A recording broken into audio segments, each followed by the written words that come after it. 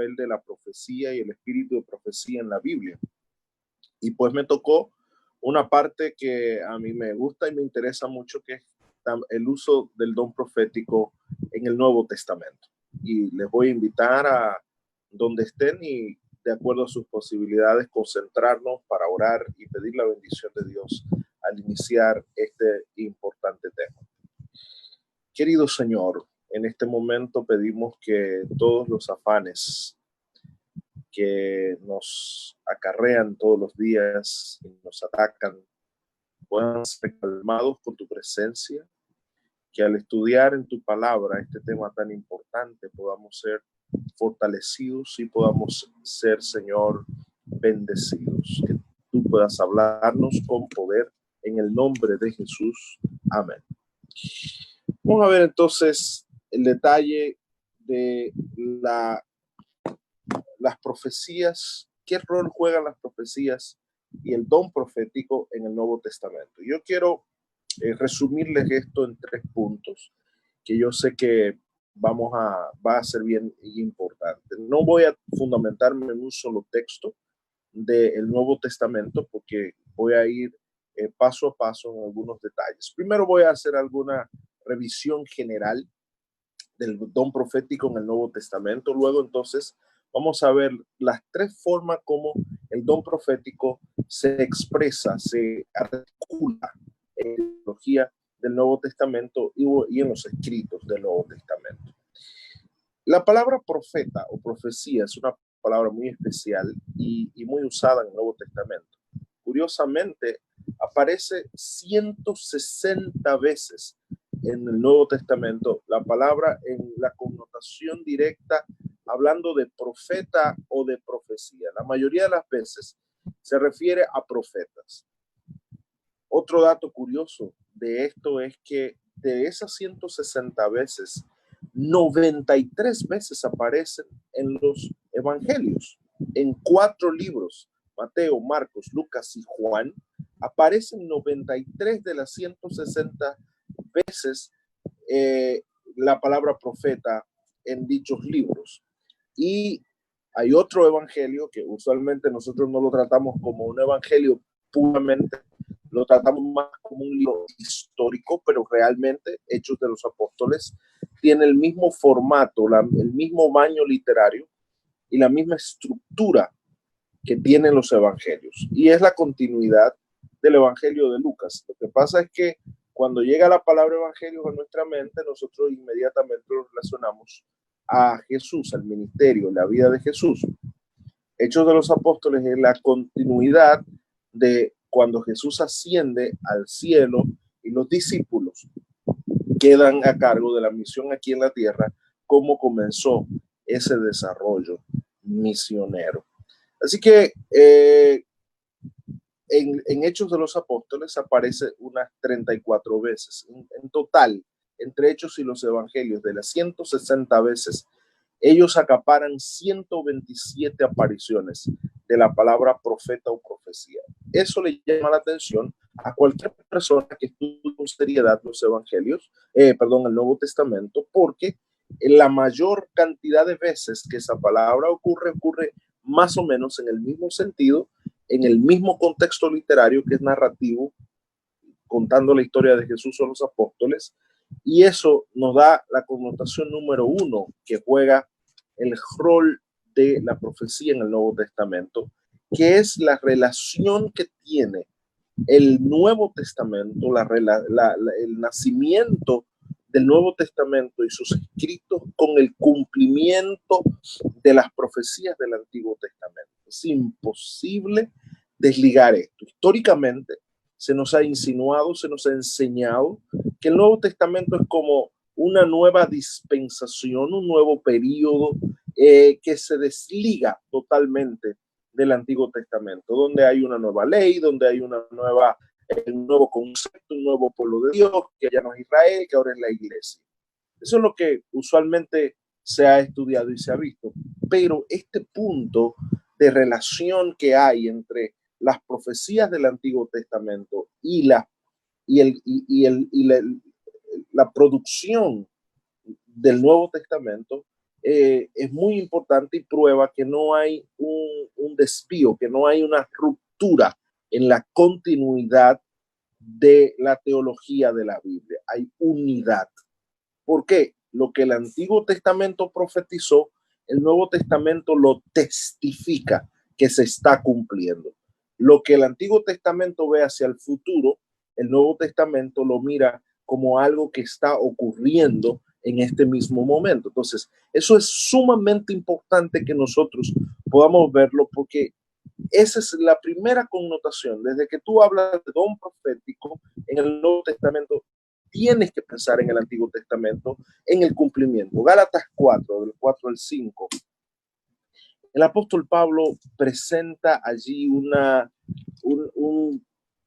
idea clara de lo que nosotros vamos diciendo de esas profecías y de la importancia que tienen las profecías del Antiguo Testamento en el Nuevo Testamento. En Gálatas 4, 4 y 5, el apóstol Pablo dice: para redimir a los que estaban bajo la ley, a fin de que recibiéramos adopción como hijos. Perdón, no es esa el texto. Al texto que me estoy refiriendo es ese texto cuando el apóstol Pablo dice: y venido el cumplimiento del tiempo, es el capítulo, versículo 5 de Gálatas 4, leí el 4 solamente. El versículo 5, 4 dice: pero cuando se cumplió el tiempo, Dios envió a su hijo, a nacido de mujer, nacido bajo la ley. Venido el cumplimiento del tiempo. Entonces, ese tiempo que está hablando Pablo, que se cumplió, es precisamente ese momento cuando las profecías del Antiguo Testamento comenzaron a cumplirse en la vida de Jesús. Eso es fundamental para entender el Nuevo Testamento. La primera connotación profética es cristológica, es el entendimiento de los apóstoles y la iglesia temprana de que ellos están viviendo un momento profético importante donde se está cumpliendo un periodo donde todo lo que el Antiguo Testamento vio como ideal en este momento se está viendo como realidad. Así que lo primero, y por eso está la mayor parte de las menciones de profecía en los evangelios y en Hechos, porque esa es la esencia del evangelio. El evangelio como género literario. La esencia es compartir la realidad de que se cumplió lo que había sido prometido, se cumplió lo que había sido prometido antes al Señor, por parte del Señor a su iglesia. Entonces, el primer punto es la profecía del Antiguo Testamento en su cumplimiento cristológico. Esa es la principal, es el fundamento de toda la teología del Nuevo Testamento. No se puede entender el Nuevo Testamento si no se entienden bien si no se entiende bien la función profética del Antiguo Testamento. Lo segundo que la Biblia presenta en el Nuevo Testamento es el don profético como eso, como un don, como un regalo, como algo que no es exclusivo de los grandes hombres del Antiguo Testamento. En el Nuevo Testamento no se mencionan muchos profetas como en el Antiguo, pero se mencionan algunos. Por ejemplo, le puedo mencionar en Lucas 2, 36 se habla de una profetisa llamada Ana, que cuando vio a Jesús al llegar al templo, alaba a Dios porque está viendo la liberación de Israel. Ana, la profetisa, lo menciona literalmente Lucas. En Lucas capítulo 1 también se dice que el Espíritu Santo descendió sobre Zacarías, el papá de Juan el Bautista, y Zacarías profetizó. Y también habla del propio Juan el Bautista en Mateo 11, desde el 11 al 14, Jesús se refiere a Juan con los piropos más hermosos, con que se pueda llamar a un hombre, y viniendo de parte de Jesús, cobra muchísimo sentido. Jesús dijo: os aseguro que entre los que nacen de mujer no ha surgido ninguno mayor que Juan el Bautista. Sin embargo, el más pequeño del reino de los cielos es mayor que él. Desde los días de Juan el Bautista hasta ahora, el reino de los cielos requiere esfuerzo y los esforzados lo alcanzan. Y luego dijo Jesús, versículo 13, dice: todos los profetas y la ley profetizaron hasta Juan. O sea, incluye a Juan entre este don profético, y mucha gente se confunde con este texto y dice: oh, quiere decir que después de Juan ya no iba a haber más profetas. No, lo que está diciendo que la función profética de Juan, lo que Juan estaba apuntando, que era hasta el Mesías, ya no iban a haber más profetas mesiánicos, porque Juan fue contemporáneo a Jesús, que era el Mesías. Por ende, él fue el último profeta que profetizó, valga la redundancia, de el Mesías. Entonces, el don profético en el Nuevo Testamento es resaltado. Repito, no hay muchos profetas. Estoy mencionando a Ana, a Zacarías, que en un momento no que él tenía el oficio de ser profeta. En el Antiguo Testamento vemos hombres que tenían como oficio el profeta y se conocían como los profetas, y eso eran siempre. Pero en el Nuevo Testamento no hay como una persona que sea vista, excepto a Ana, que es mencionada como profetisa. Todos los demás son vistos como personas que tenían el don de la profecía, que tenían una forma, porque la profecía en el Antiguo Testamento en la mayor parte está relacionada o al Mesías o al pacto, o al Mesías o a la relación que Dios tiene con su pueblo. Por ende, cuando el Mesías viene, que el pacto se renueva, entonces ya no se necesita ese mismo estilo profético.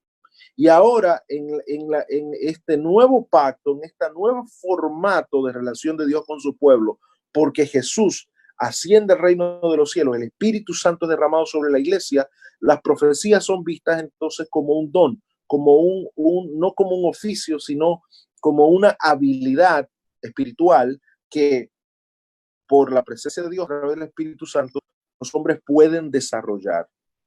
Y curiosamente Jesús es llamado 20 veces en la Biblia profeta.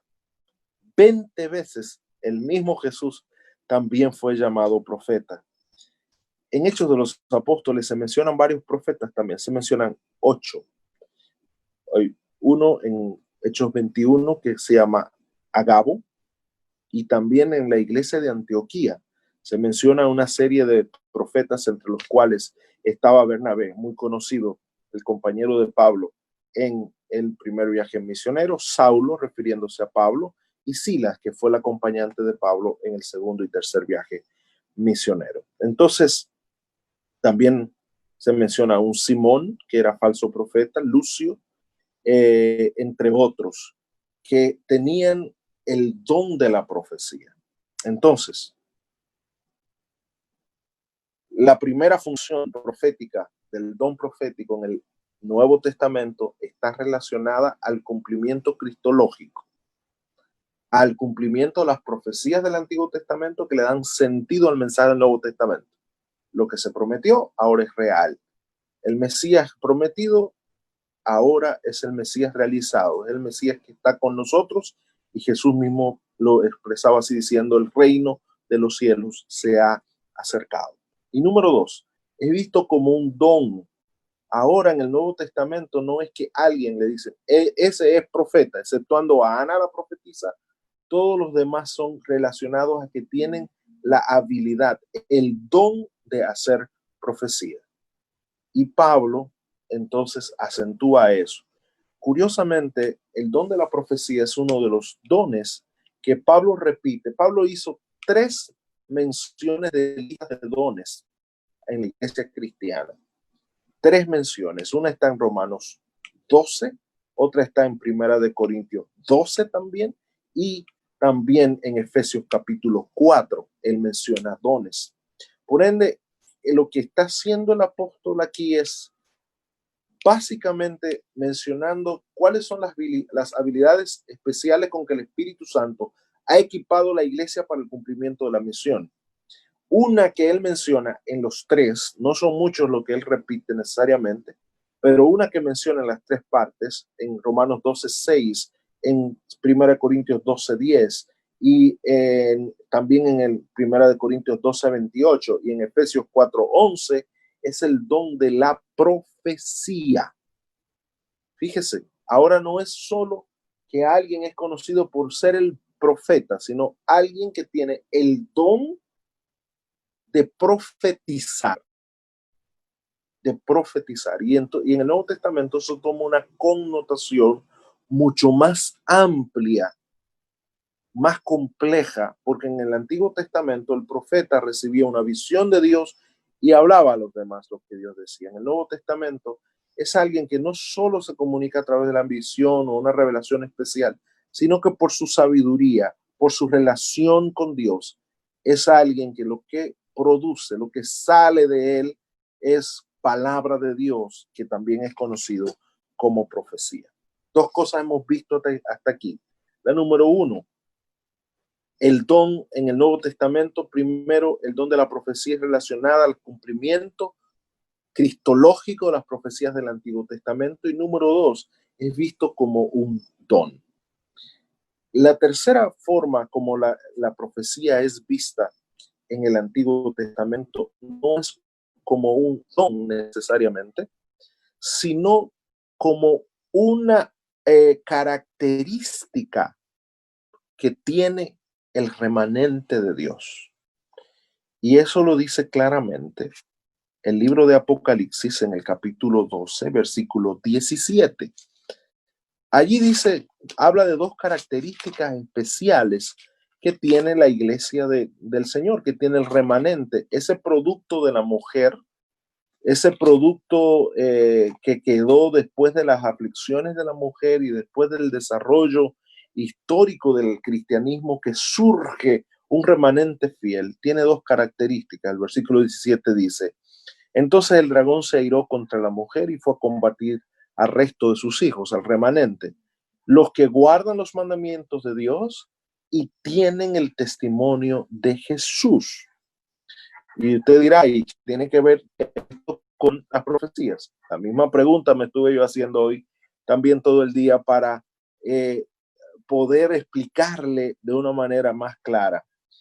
No se queda allí, sino que el capítulo 19 de Apocalipsis, y esto es un texto clásico que todo el mundo maneja, estos dos textos. El capítulo 19, en el versículo 10, cuando Juan tiene una interacción con un ángel que se va a arrodillar frente al ángel porque le están mostrando las bodas del Cordero para adorar al ángel, el ángel le dice, no lo hagas. Yo soy un siervo como tú y como tus hermanos, que los que tienen el testimonio de Jesús. Y fíjate que el capítulo 12 dice que una de las características del remanente es que tienen la fe de Jesús y el testimonio de Jesús también. Tienen el testimonio de Jesús y guardan los mandamientos de Dios. Entonces, aquí dice, yo soy tú, igual que tus hermanos, aquellos que tienen el testimonio de Jesús, que es el espíritu de profecía. Entonces, hay dos características que tiene el remanente. Una es que guarda los mandamientos de Dios y dos, es el receptor de ese don especial de la profecía. Y es la tercera connotación del Nuevo Testamento. Comienza con un énfasis cristológico, luego un énfasis escatológico y finalmente tiene luego un énfasis eclesiológico y termina con un énfasis ecatológico. Cristológico, eclesiológico y ecatológico. ¿Qué significan todas estas lógicas que estoy diciendo?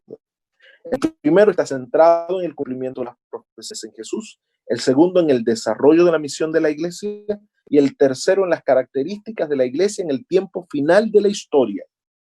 Y eso es muy importante, porque el pueblo de Dios tendrá un énfasis especial en las profecías, no solo en el conocimiento de las profecías, no solo en la obediencia a los lineamientos proféticos, sino que Dios daría al remanente en el tiempo preciso en que surge el remanente un don especial de profecía y levantaría profetas o un profeta dentro del contexto del remanente. Eso básicamente es lo que nos están diciendo estos versículos. El don de profecía, ¿en qué se relaciona el testimonio de Jesús? Porque dice que el mismo testimonio de Jesús y don de profecía en el contexto escatológico, en el contexto de Apocalipsis, es lo mismo. Y es por el hecho de que cuando tú eres testigo de Jesús, tu fe trasciende y el hecho de Jesús también trasciende a la historia. La mayoría de la gente estudia a Jesús mirando hacia atrás. Y mira a Jesús en lo que él hizo allá en la cruz del Calvario. Y mira a Jesús en lo que él hizo por nosotros mientras estuvo aquí en la tierra. Y cómo él muere por nosotros y él resucita y va al cielo. Y como que toda la connotación posterior a esa es una connotación espiritual solamente.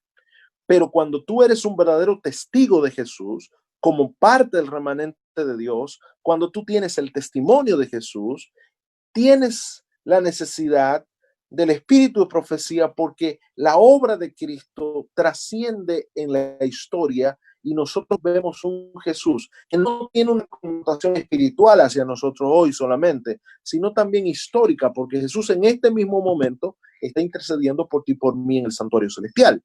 Por ende, la iglesia necesitaba ver qué continuaba después de la muerte de Jesús y la resurrección de Jesús. ¿Qué otra parte del mensaje viene para el momento especial en que vive la iglesia en el tiempo cuando la iglesia se convierte en el remanente, cuando la iglesia se convierte en ese pueblo escogido para cumplir la parte final de la misión histórica en esta tierra? Por ende, esa parte es muy importante y nos está diciendo que en el contexto en el contexto escatológico, nos está diciendo claramente que se va a levantar el don de profecía en el remanente de Dios, porque es necesario para dar el testimonio completo de Cristo Jesús. Esa es básicamente la imagen general que el Nuevo Testamento da del don de profecía. 3 conceptos: el cristológico, cumplimiento del Antiguo Testamento en el Nuevo Testamento; el eclesiológico, que es el don que el Espíritu Santo le da a la iglesia para equiparla para el cumplimiento misionero; y tres, el escatológico, que es el cumplimiento en el tiempo del fin, cuando la iglesia de Dios es el remanente. ¿Cómo nosotros interpretamos esto? Nosotros creemos que la iglesia es remanente después de que se cumplió una profecía muy importante, 1260 días, que eran años, y que se cumplieron al final del siglo XVIII. Y nosotros entendemos Apocalipsis 12, 17 con el surgimiento del adventismo en el contexto del cumplimiento profético del remanente. Por ende, dentro del adventismo, nosotros esperamos el cumplimiento de también el hecho de que haya un don especial del Espíritu Santo, un don especial de profecía. Y nosotros así hemos entendido y fundamentamos bíblicamente la idea de lo que nosotros llamamos el espíritu de profecía, los escritos, los testimonios escritos de la señora Elena White. Así nosotros hemos entendido ese surgimiento y así le damos el sentido bíblico. Eso tiene connotaciones un poco más amplias que aquí no tenemos el tiempo de desarrollar, pero básicamente por eso nosotros creemos que Dios dotó por la profecía del espíritu de profecía a la iglesia en el tiempo del fin, para equiparla, para ilustrarla, para iluminarla, para guiarla en medio del cumplimiento misionero y de las crisis que vendrían en el tiempo final. Entonces, queridos amigos, podemos aprender, podemos destacar que el Nuevo Testamento le da continuidad a los conceptos del Antiguo Testamento, pero tiene un desarrollo hasta la parte escatológica, hasta el tiempo del fin, que el Antiguo Testamento no lo hace tan claramente. Es el complemento profético y así cumplimos bien todo el concepto profético de toda la Biblia. ¿Qué debemos nosotros hacer ante esta realidad? Mirar los mismos tres conceptos y asumirlos como nuestros también. Yo tengo que estar seguro del cumplimiento profético del Antiguo Testamento en el Nuevo Testamento y el concepto cristológico. Ese Jesús que fue prometido desde el Edén y que en el momento de la caída y que tiene un cumplimiento total de vencimiento en su función sumo sacerdotal en el reino de los cielos después de su victoria en la cruz del Calvario. ¿Qué debo hacer también? Yo debo también mirar el don profético como parte de esos regalos que el Espíritu Santo da a la iglesia para que la iglesia desarrollara su visión. Hay muchos que me preguntan o nos preguntan a los pastores que siempre estamos en las iglesias o en seminarios, pastor, ¿y no podrá ser que se levante otro profeta? Porque en el Antiguo Testamento dice que para el tiempo final los jóvenes soñarán sueños, que va a haber profecía. ¿Qué con eso?